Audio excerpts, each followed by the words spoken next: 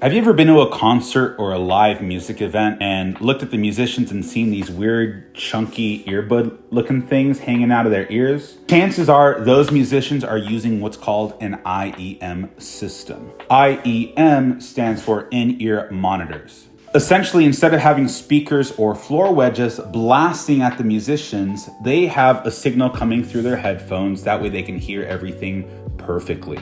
IEMs allow for a quieter stage, better performance, and a more nuanced and detailed mix for the musicians to listen to. Today we're going to be talking about in-ear monitors, how they work, and building one for my band. All right, I'm going to try to break this down as best as I possibly can. Like with anything, you are going to start with the source, and in this application, we're going to be using vocals. We're going to be using this SM58, but you can really use any sort of mic that you might have, whether it be for vocals, whether it be for drums, whether it be for a guitar. The same thing applies, but in this case, we're gonna be using a microphone. Now, from the microphone, we're gonna be plugging into a mic cable or XLR, and that's gonna start our chain here. Now, there's a lot of IEM systems online that are super complex, but down to its bare core, a IEM system is just a glorified Y cable. So from the end of the XLR that's connected to our microphone, we are going to plug in a Y cable.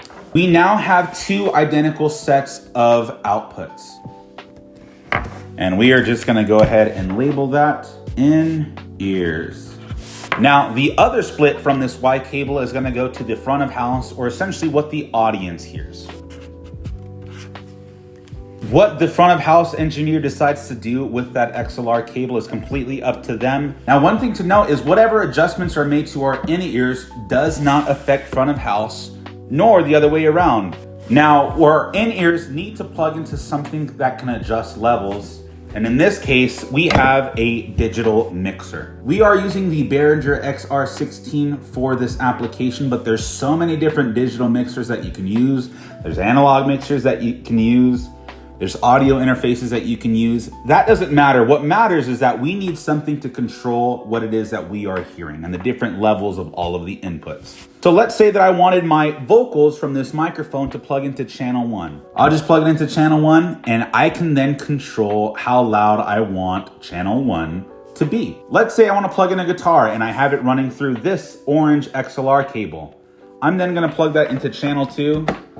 And if I adjust the volume of channel 2 in my digital mixer, obviously that'll adjust the mix in my ears. Now we've got the input going into our mixer, but now we need to get the sound from the mixer into our ears. There's many ways that you can do this, but we are utilizing the aux sends on the Behringer mixer. But think of it as this, whatever aux you are plugging into utilizes a different mix. So if you wanted to, you can run a XLR out from the aux send and plug it into a powered speaker. But what I utilize whenever it is that I'm gigging is this X-Vive U4 wireless receiver. The transmitter plugs into the aux.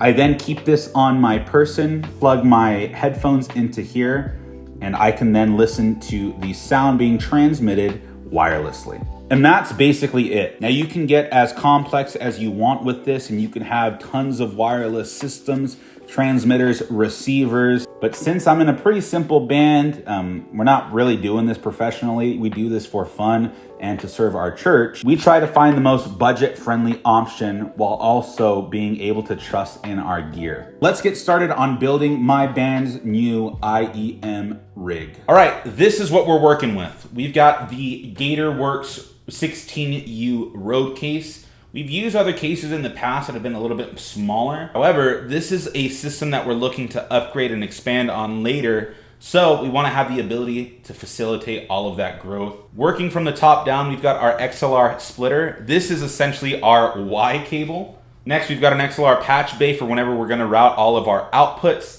Makes things a lot cleaner and we don't have to carry a snake with us wherever it is that we go. We got this cheap pile power conditioner that we'll probably end up replacing later, but for the meantime, this is gonna work great for our application. Brains of this operation is our digital mixer, which is a Behringer XR16. We've used some other platforms by Behringer and it hasn't let us down since, and this is gonna be perfect for what we need it for.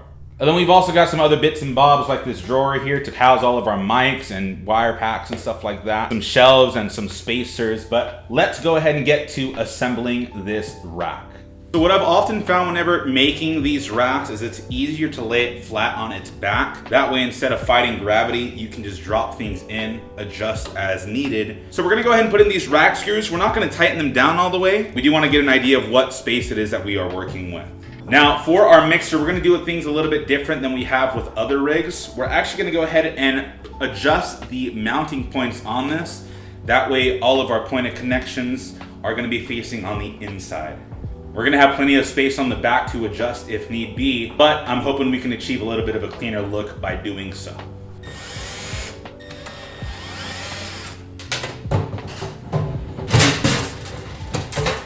Now, the other thing that we'll be changing with this system is placing our splitter at the very bottom of our rack. That way, if we do need to get inside the drawer, we're not fighting a bunch of cables, and it's gonna lead to our cable staying low, out of our way, and a much cleaner look.